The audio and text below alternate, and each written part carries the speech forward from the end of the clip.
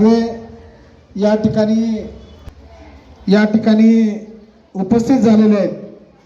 आजचा जो मधील घेऊन उत्तीर्ण होऊन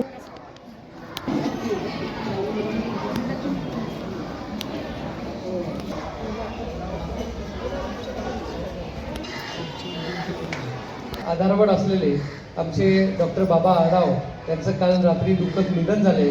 तर त्या ठिकाणी त्यांना आपण कार्यक्रम सुरू होण्यापूर्वी आपण त्या ठिकाणी त्यांना श्रद्धांजली अर्पित करूया।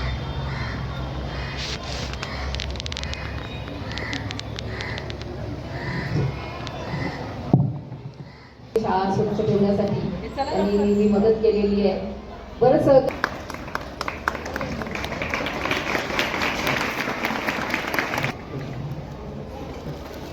येणारा प्रत्येक दिवस तुम्ही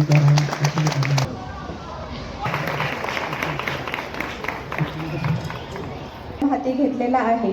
या कार्यक्रमाच्या निमित्ताने मी त्यांना वाढदिवसाच्या खूप खूप शुभेच्छा देते आणि त्यांना दीर्घायुष्य लाभो, निरोगी आयुष्य लाभो अशी मी ईश्वरचरणी प्रार्थना करते।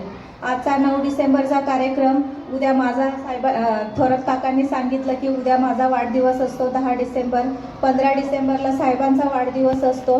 त्या निमित्ताने आम्ही एक सप्ताहाचा कार्यक्रमच आयोजित केलेला असतो।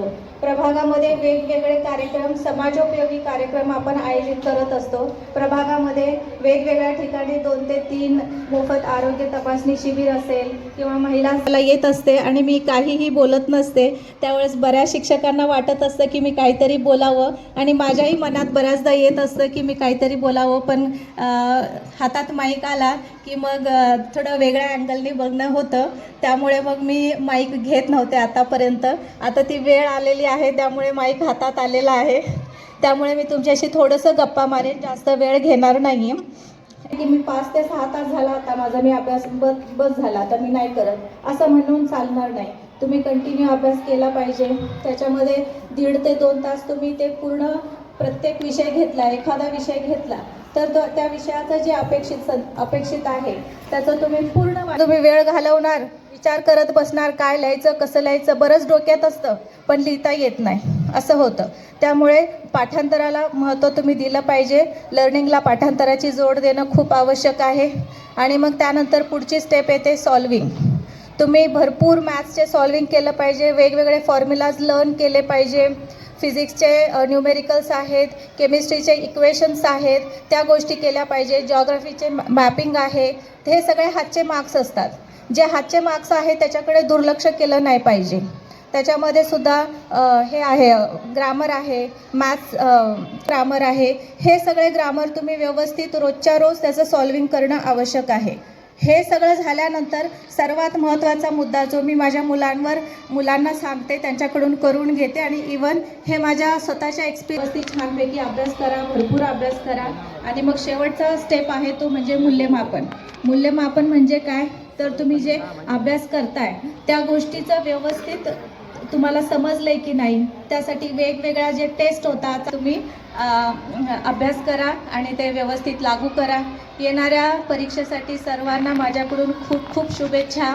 खूप खूप अभ्यास करा, आई वडिलांचं शिक्षकांचं नाव उंच करा, तुमच्या शाळेचं नाव उंच करा।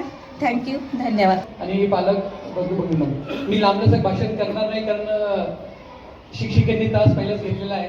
त्याच्यामुळे कारण पूर्वी आमच्या मातोश्री या शाळेमध्ये शिकत होत्या आणि शिकत असताना इथं बाजूलाच बालाजी मंदिर आहे। बालाजी मंदिरमध्ये अपेक्षित संच या ठिकाणी देतो कारण आम्हाला माहिती आहे की इथं शिकणारे विद्यार्थी हे कोथरूड भाग असेल किंवा त्या ठिकाणी बानेर असेल, हडपसर असेल इतक्या लांबून येत नसतात। हे आपल्याच आसपासच्या परिसरातले आणि ज्यांची थोडीशी त्या ठिकाणी पुस्तक घेऊन पुस्तक ठेवलं नाही पण तिने त्या पुस्तक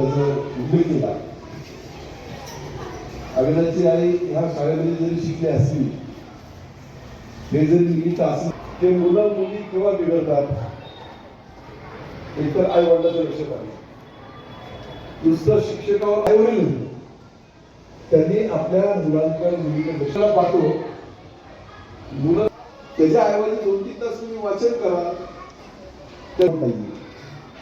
आणि म्हणून माझी तुम्हाला विनंती, सध्याला मुली अशिक्षित आहेत।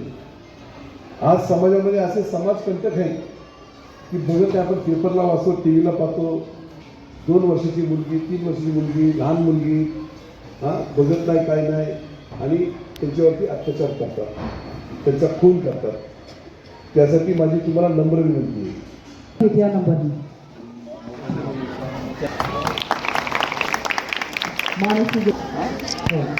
नंबर सांगतो तुम्हाला.